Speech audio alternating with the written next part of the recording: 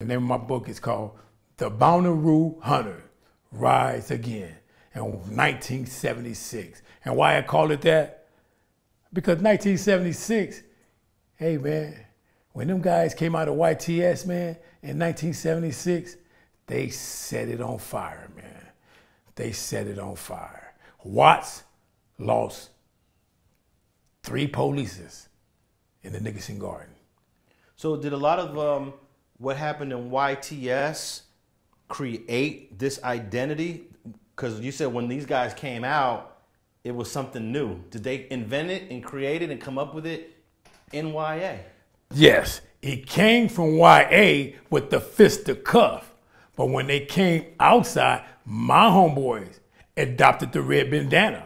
I was already wearing the red bandana because I was going to Centennial High, hanging out with Yellow Ice and his crew. But my homeboys was inside YTS running with Little Vince and AC and LB Neil and had the red flag. So the Power Rules from the streets gave me the red rag or the red bandana, and the Power Rules in YTS gave the bounty hunters in YTS the red bandana. So I received it on the streets at the same time when they received it in the jailhouse. So which came first?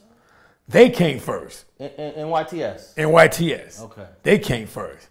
I seen the pictures. When I saw the pictures and they was all wearing red bandanas, it encouraged me to wear the red bandanas even more because my original homeboys was wearing red bandanas inside the kitchen with LB and his crew. Okay, before you go to chapter 5, can you just give me the names of the main guys that you feel had the red bandanas going on in YTS? Here we go. On my book cover, which is right to left, that's me holding the radio, 1976. The guy that's pointing up at the sky, right behind me, that's Hard Rock with the red bandana on his head. He came out in 1976 claiming Bonnaroo. From 76 to 78, all he did was wear red bandanas on his head when nobody else was wearing them. He was serious about it. And then the guy next to him, sitting on the stage, the same stage that Rihanna was singing on, that's the same stage that we sitting on. That's the stage that hold the concert for the Nickerson Garden with Rihanna and what's his name? J who? What's his name? J. Cole? The rapper. J. Cole? No, J who? J Rock. Oh, J Rock. From they give concerts in Nickerson Garden on that stage, and that stage right there is me, Hard Rock, Bonnaroo, Terry Moses, Bonnaroo with the red Converse on, and then right next to him with the leather coat is Neil Matthew, also Bonnaroo. They always there, but his brother Coco is not a Bonnaroo.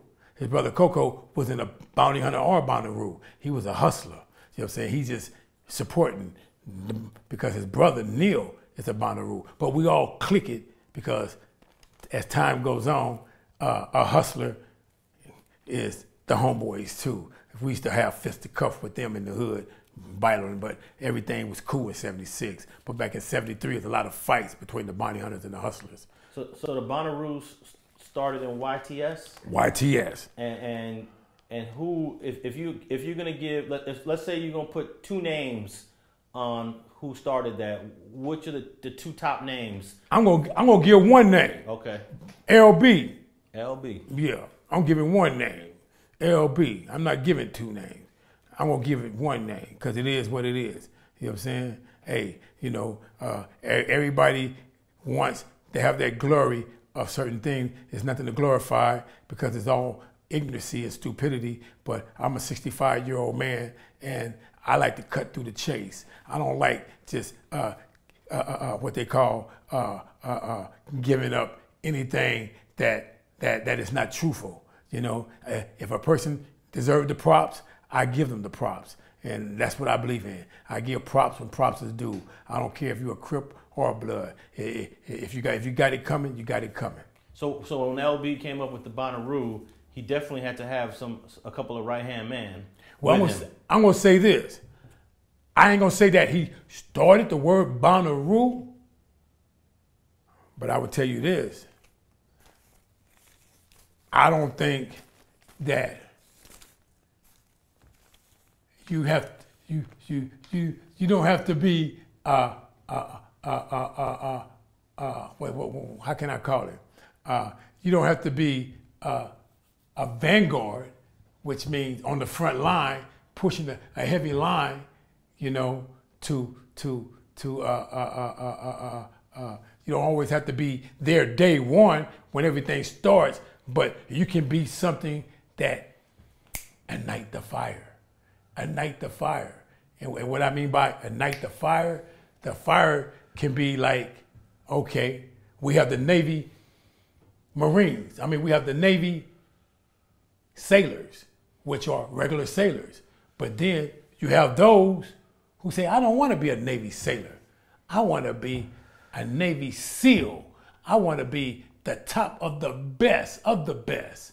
I'm not going to settle for mediocre. I'm going to settle for being the best. So I put LB in the Navy SEAL category and not just being in the Navy. He's more of a what they call a force to be reckoned with.